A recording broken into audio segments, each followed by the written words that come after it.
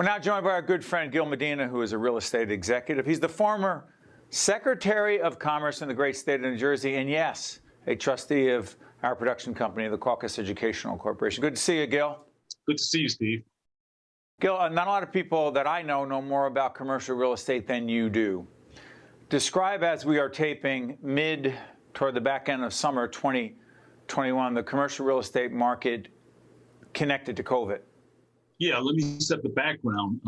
Speaking of post-World War II Europe, the French poet Paul Valéry commented that the problem with our present times is that our future isn't what it used to be. And I think that we can say the same thing about our post-pandemic world. And this is especially true about commercial real estate. But when you speak about commercial real estate, we have to recognize that it's integrated into the economy of a region, of a state. And it's important for us to really understand and put New Jersey in perspective, because we tend to take our state and our region for granted. But our state is part of two of the world's largest metropolitan economies. The New York City Metro is the world's second largest metropolitan center. Its GDP stands at a whopping $1.6 trillion. Philadelphia's metropolitan economy is the world's eighth largest metro economy. Its GDP is $440 billion. So just think about this. Two metropolitan economies, New York, some counties in New Jersey and Connecticut, Philadelphia, some counties in Delaware and New Jersey, have an economy that is larger than all of the economies of every nation in the world except for 7. So, only you would come up with a quote like that and put this in philosophical terms, but it's helpful, because you also seem to be saying that there is no, quote, New Jersey per se commercial real estate market. It's not really one market. Well, yeah, I think that the economy of New Jersey New Jersey has a large economy of its own. Our GDP is $635 billion, which is very large. But we have to keep in mind that we are part of a region, which is why when Benjamin Franklin talked about New Jersey, he called it a valley of humility between two mountains of conceit. Yep. And those mountains of conceit are important economic drivers for our state, and we have to remember that. So now, in terms of the commercial real estate market, we also have to realize that the commercial real estate market is multifaceted. It's not one market. Charles Dickens, in A Tale of Two Cities, contrasts London and Paris during the French Revolution. London was prosperous, stable, and peaceful. Paris was racked by revolution and turmoil. If the novel were about commercial real estate, it would be called The Tale of Several Cities, because corporate real estate has a number of components, for example, residential, office, retail, industrial, and hospitality, and all are evolving differently, responding differently to the post-pandemic environment. So Gil, let me ask you, let me give you a concrete example. Our production company, the CAUCUS Educational Corporation that you know well, we have office space. We've had office space for many years, 8 to 10 on our team at any one time. But we're all working remotely right now from all these different locations, and we're not sure long-term if we'll ever go back, quote, to the office. We give up that office space. Hopefully someone rents it and the owner can make a buck.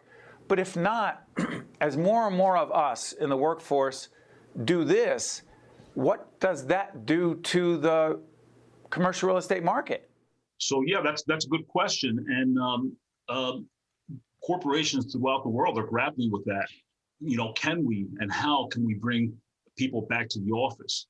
Most companies believe that there's a value of having their employees together in one place because it promotes collaboration, it promotes creativity. And the challenge, though, however, is how do you now entice the workers back into the office after this period of time where we learned really how to function to a very high degree remotely. So it's going to be a challenge, and every industry is going to come up with a different answer. Every company actually is going to come up with a different answer. In your industry, your audience probably doesn't even notice that we're in a studio or not. So you're going to have the ability to basically maintain a virtual operation much more effectively than perhaps other companies will. But we're not, I don't even know if we're not the norm. I just know there are so many other people when they ask, well, where are you doing the show? Because it looks like you're in the studio. Yeah, we do. It is a studio. It's just not in the studio we've been in for a long time, and to our friends at WNET and NJPBS, we hope and pray that we all can get back into the studios we've been in for years. But we don't know that. But here's the other part of this. Do you believe, Gil, with your expertise in commercial real estate and economics and markets, et cetera, that a significant amount of commercial real estate space will be converted into non-commercial real estate space to be utilized in some other form because the market won't support it?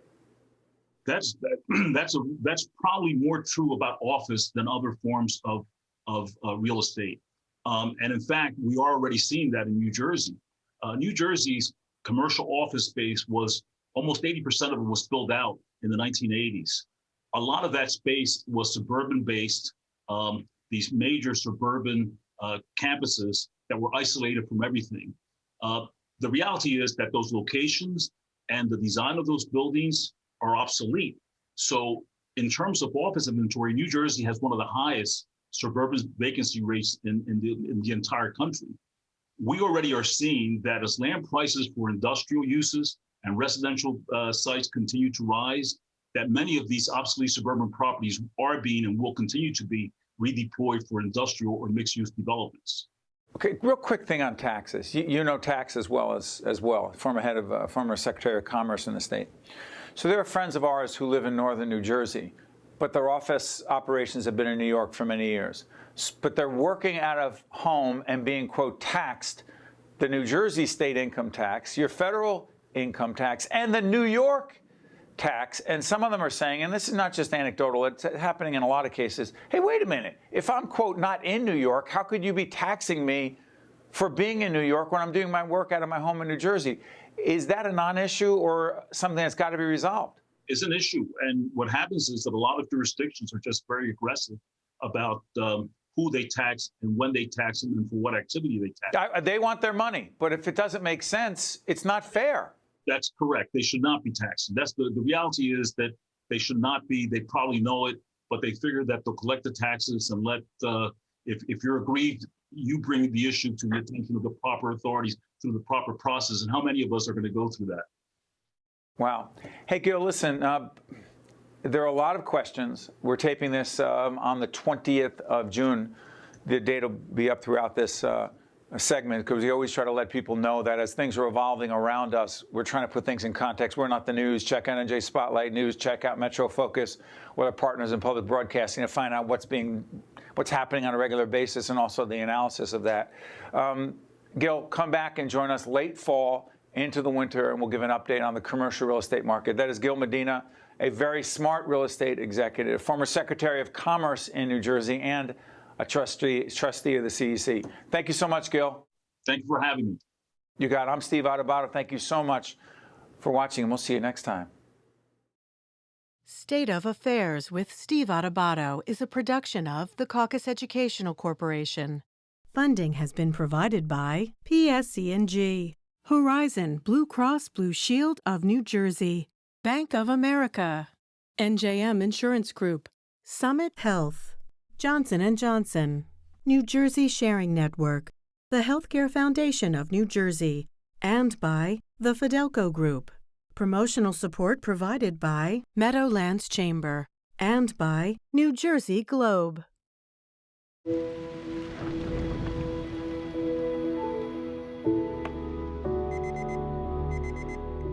Day after day, we rely on electricity for all the ordinary things in our lives and for the extraordinary. Mom! Hey, sweetie. How are you? So, tell me about the game. I scored 2 goals. That's my boy. At PSEG, our commitment to you now is more powerful than ever.